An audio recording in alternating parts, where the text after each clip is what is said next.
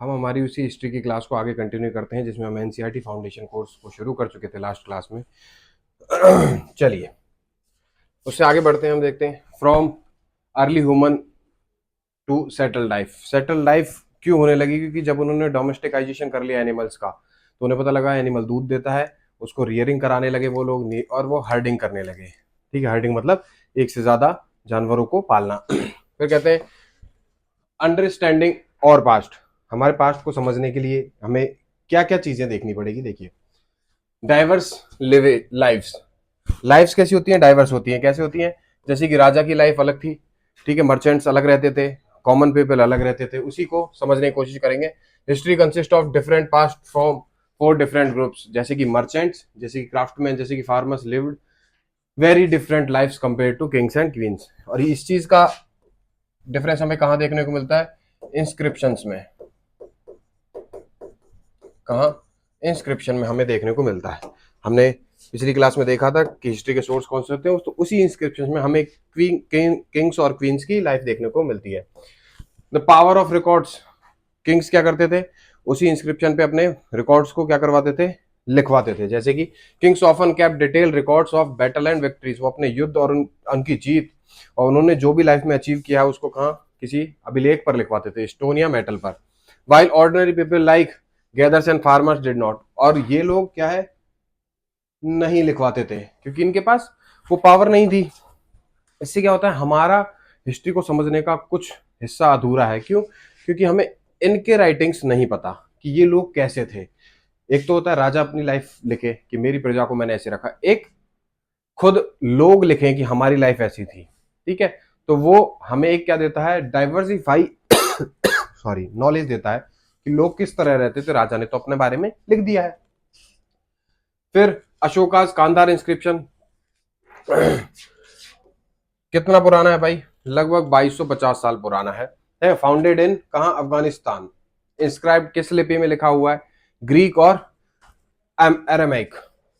Greek और Aramaic में लिखा हुआ है, जिसमें अपने ऑर्डर्स लिखवाए हैं किसने? अशोक ने। किसने? अशोक ने। ठीक है, कौन सा? अशोक का कांधार जो अभिलेख है, इंस्क्रिप्शन है, उसमें अशोक ने अपने ऑर्डर्स लिखवाए हैं। सोर्स ऑफ इंडियन हिस्ट्री क्या क्या है? देखिए भाई, इंस्क्रिप्शन है, अभी हमने बात किया, फाउंडेड ऑन स्टोन और कॉपर प्लेट्स। किस पर? पत्थर और कॉपर प्लेट्स पर हमें लिखा हुआ देखने को मिलता है, जिससे हमें पता लगता है कि अगर किसी राजा ने कोई फरमान जारी किया है तो ताम्रपत्र पे किया होगा। ठीक है, फिर आर्कियोलॉजिकल के बारे में बात करते हैं। Include monuments. मॉन्यूमेंट्स मतलब राजा ने कुछ बनाया वो। फिर कॉइन्स से पता लगता है कि राजा, अगर एक ही राजा के कॉइन्स बहुत सारी जगह मिले हैं तो हमें पता लग जाएगा कि इस राजा ने कैसी अपना एडमिनिस्ट्रेशन रखा है, ट्रेड कहां तक था। टूल्स से पता लगता है कि लाइफ कैसी थी। ठीक है, पॉटरी से पता लगता है कि आर्ट एंड कल्चर कैसा था। ह्यूमन एनिमल्स रिमेन से पता लगता है कि उनका लिविंग स्टैंडर्ड्स कैसा था, वो किस तरह या फिर किसी मैथोलॉजी में बिलीव करते थे या नहीं। फिर बात करते हैं लिटरेचर की। लिटरेचर से भी हमें हिस्ट्री के सोर्स हैं, जैसे कि मनुस्क्रिप्ट, वैदिक literature, poem, plays and foreign travellers, जैसे कि मेगास्थनीज, जैसे कि सिंह, जैसे कि हेनसांग चंद्रगुप्त मौर्य के कोर्ट में आए। ये सारी इंस्क्रिप्शन और ये सारी राइटिंग्स फॉरेन अकाउंट्स कहलाती हैं। ये फॉरेन ट्रेवलर्स लिखते हैं जो। ठीक है, आगे चलते हैं। फिर बात करते हैं फ्रॉम हंटर टू गैदरर। पहले लोग क्या करते थे? किसी जानवर को मारते थे, उसको खा लेते थे। अब वो फूड स्टोर करना चालू करेंगे, वो गैदर करना चालू करेंगे, वो इकट्ठा करना चालू करेंगे। क्यों करेंगे? सर्वाइवल के लिए। Early humans hunted animals, caught fish and gather plants to survive. कि भाई अगर मान लो कल कोई कुछ हो जाता है तो हम स्टोर तो करें, वो जमीन में गड्ढा खोद के गाड़ देंगे बीज या फिर कुछ बचा हुआ जो ग्रेन्स है। मूवमेंट का फैक्टर क्या है उनका? क्यों वो लोग एक जगह से दूसरी जगह मूव करते थे? रिसोर्सेज का डिप्लेशन। वो एक ही जगह के रिसोर्स खत्म कर चुके हैं तो अब उन्हें आगे जाके ढूंढना पड़ेगा कि अब आगे और क्या है हमारे लाइवलीहुड के लिए। ठीक है, they moved once avail plants. वो क्या कर लेते? एक बारी जो अवेल प्लांट्स है उनको खत्म कर देते थे एंड वहां के एरियाज को। तो फिर क्या करेंगे? उन्हें आगे जाना पड़ेगा क्योंकि वहां की जितनी भी कैपेसिटी थी फूड की कंजम्पशन की, वो सारी वो खत्म कर चुके हैं। फिर एनिमल का माइग्रेशन। जानवर एक जगह से दूसरे चले गए। Hunter followed the movement of animal. जानवर एक जगह से दूसरी जगह चले गए, बोले ये तो हमें मार के खाते हैं, तो फिर वो लोग भी उनके साथ साथ पीछे पीछे दूसरी जगह चले गए। Seasonal plants. कुछ सीजन होते हैं जिनमें कुछ स्पेसिफिक फसल ही आती है, जैसे कुछ प्लांट्स स्पेसिफिक सीजन में ही आते हैं और उनको उनसे फूड और न्यूट्रिशन मिल रहा था, वो सीजनल फूड्स पर डिपेंड होने लगे, जैसे कि इस सीजन में यहाँ मिला, अगले सीजन में और कहीं मिलेगा, तो वो लोग एक जगह से दूसरी जगह जाने लगे, जैसे यहाँ बाजरा है, कहीं गेहूं है, बाजरे का एक सीजन चला गया है, उनको पता है अगली बार गेहूं वहां मिलेगा, या फिर राइस यहाँ था तो गेहूं वहां मिलेगा, तो वो मूव करने लगे फूड के लिए। फिर water access, survival depend on finding rivers and lakes, उनको पानी का तो संसाधन चाहिए, उसी पानी के संसाधन की तलाश में वो क्या उसके नदी के किनारे किनारे आगे आगे चलते रहे। Which were vital for human and animals, plants के लिए भी, एनिमल्स के लिए भी और ह्यूमन के लिए भी। तो ह्यूमन जैसे सर्वाइव करने के लिए वाटर का अपना कंजम्पशन का सोर्स ढूंढता है, वैसे ही एनिमल भी ढूंढते हैं, उसी तरह वो उन एनिमल्स का पीछा करते करते आगे चल दिए। चलिए sir, early tools and traces of life, tools भी डिपेंड करते हैं। पहले टूल्स हार्ड थे, फिर आगे जाके शार्प होने लगे, पहले औजारों का उपयोग करने लगे, फिर उन्होंने पॉलिश टूल इस्तेमाल किया। तो टूल कंपोजिशन, टूल कंपोजिशन के बारे में बात करें, early tools were crafted from stone, would and bones, हड्डियों से, लकड़ियों से और पत्थरों के टूल थे, इसलिए इस काल को भी हम क्या कहते हैं, स्टोन एज। ठीक है, क्या बोलते हैं इसको, स्टोन एज। जैसे पैलियोलिथिक एज, फिर मेसोलिथिक, फिर नियोलिथिक। पैलियो का मतलब वो जो हार्ड टूल्स थे जिनमें कोई धार नहीं थी, फिर मीजो, मीजो का मतलब उससे अपग्रेड हुए यो वे लोग, फिर मध्यकाल में आगे, मध्यकाल के बाद आगे बढ़े, उन्होंने पॉलिश करना चालू किया धार पे, इससे क्या हो जल्दी वो लोग किसी शिकार को पकड़ सके। फिर यूजेस के बारे में बात करें, stone tool were used to cut woods, लकड़ियां काटने में काम आते थे स्टोन के tools, which was then used for fire, लकड़ियां जलाने काम आती थी। ठीक है, लाइटिंग, रोस्टिंग मीट, वो खाना पकाते थे उससे। फिर स्कैरिंग एनिमल्स को क्या करना, डराना भाई कि ये एनिमल्स डरे तो क्या करेंगे, हमारे सेफ्टी रहेगी। फिर बिल्डिंग हट्स, झोपड़ियां बनाने में लकड़ियां काम आती हैं, तो उन्होंने स्टोन और पत्थर का प्रॉपर यूटिलाइजेशन करना सीख लिया, फिर वो उस पर आगे बढ़े। भीमबेटका, मध्य प्रदेश, एक क्या है, केव है यहाँ, या फिर आप कह सकते हैं रॉक शेल्टर्स हैं।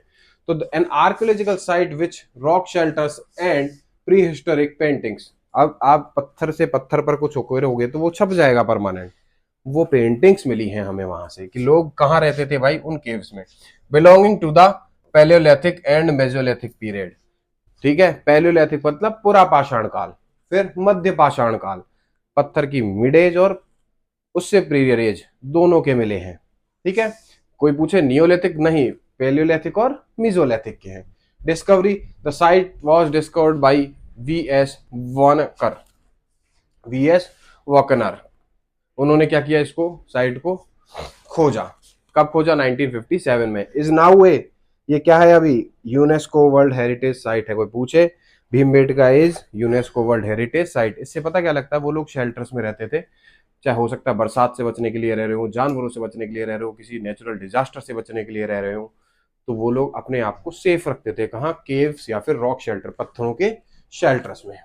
चलिए, अभी हम बात कर रहे थे तीन एज है, पैलियोलिथिक, मेसोलिथिक और नियोलिथिक, एक एक के बारे में बात करते हैं। टाइम पीरियड 2 मिलियन से लेकर 1200, सॉरी 2 मिलियन से लेकर 12,000 ईयर्स पुराना है, ये 12,000 से 10,000 पुराना है, और वो 10,000 से 4500 साल पुराना काल है, नियोलिथिक, नव पाषाण काल। ठीक है, एनवायरमेंट की बात करें, यहां जमा हुआ एनवायरमेंट था, धीरे धीरे एनवायरमेंट में चेंज आए तो मीजोलिथिक आए, अब उन्हें पता लगा एनवायरमेंटल चेंज आ रहा है, तो अब चीजें बदलेंगी, और बदलेंगी तो उन्हें एक जगह से दूसरी जगह जाना पड़ेगा, या फिर उन्हें सेटल होना पड़ेगा अपने हिसाब से। तो major environmental change, development of grassland, grassland बनने लगे तो जानवर बढ़ गए, खाने की पत्तियां अगर बढ़ जाएंगी तो जानवर भी तो बढ़ जाएंगे। ठीक है, तो stable climate favouring for agriculture, Neolithic में एग्रीकल्चर का एनवायरमेंट आ चुका था कि भाई अब उन्हें टूल्स ऐसे चाहिए जिनसे वो फार्मिंग भी कर सकें। आई बात। चलिए, टूल्स के टाइप की बात करें, यहां मैं बता रहा था, एक तो हथियार ऐसे होता है, ये मान लीजिए कोई एक्स है, ठीक है, एक हथियार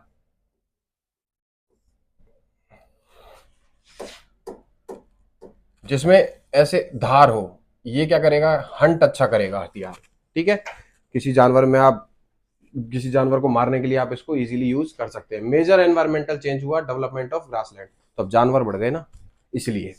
ठीक है। तो टिनी टूल्स यूज्ड माइक्रोलिथ्स, अब उन्होंने उन्हीं पत्थरों के छोटे छोटे औजार बनाना चालू किया, जैसे स्क्रैपर्स। पॉलिश टूल वर एक्यूरेट कटिंग एजेस, अब आगे जाकर एक्यूरेट कटिंग करने लगे वो उन किनकी, टूल्स की, ताकि मान लीजिए पेड़ काटना है तो अब उनको क्या चाहिए, कुल्हाड़ी चाहिए, उस कुल्हाड़ी की शेप बनाई उन्होंने। जानवर को मारना है, बड़े जानवर को, तो कुल्हाड़ी चाहिए। छोटे जानवर को दूर से मारना है तो उन्हें कोई धारदार हथियार चाहिए। इस तरह उन्होंने क्या किया, एजेस बनाना चालू किया। फूड के सोर्स पहले हंटिंग और गैदरिंग था, फिर यहाँ आके बिगिनिंग ऑफ हर्डिंग, जानवरों को, दो या दो से अधिक जानवरों को पालना। Learning to grow wheat, rice and barley, तीन चीजें उन्होंने उगाना सीखा, जैसे कि राइस कहाँ, विंध्यन रेंजेस में, ठीक है। फिर systematic farming and animal rearing, उन्होंने जानवरों को चराने की क्या कर दिया, जानवरों को चराना चालू कर दिया। उससे पहले उन्होंने बिगिनिंग ऑफ हर्डिंग, दो या दो से अधिक तरह के जानवर पालना चालू किया था। फिर उन्होंने उन जानवरों को चराना और फूड स्टोर करना, जैसे कि गड्ढा खोदा, फूड और सीड्स गाड़ दिए कि अगली खेती में इनको बो देंगे। ड्वेलिंग्स के बारे में बात करें कि रहने की प्रक्रिया क्या थी भाई उनकी, नेचर ऑफ केव्स, पहले वो रॉक शेल्टर्स और केव्स में रहते थे। फिर उन्होंने क्या किया, टेम्पररी शेल्टर्स नियर रिसोर्सेज, उन्होंने जहां जहां उनको रिसोर्स लगे वो सेटल होने लग गए। इसका मतलब मैं कहूँ तो वो क्या होने लग गए, सेटल होने लग गए कि यहाँ रिसोर्सेज अच्छे तो यहाँ कुछ टाइम रहते हैं।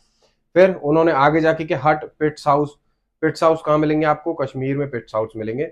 And settled village, settled village से शुरुआत हुई। क्यों, अब उनको पता लग गया था ग्रासलैंड्स आ चुके हैं, एनवायरमेंटल चेंज आ गया है, अब हमारे न्यूट्रिशनल जो लेवल है उसके लिए हमें क्या एक जगह सेटल होना पड़ेगा, क्योंकि जानवर आएंगे। क्यों, क्योंकि ये एनवायरमेंटल चेंज हो चुका है, ग्रासलैंड आ चुके हैं।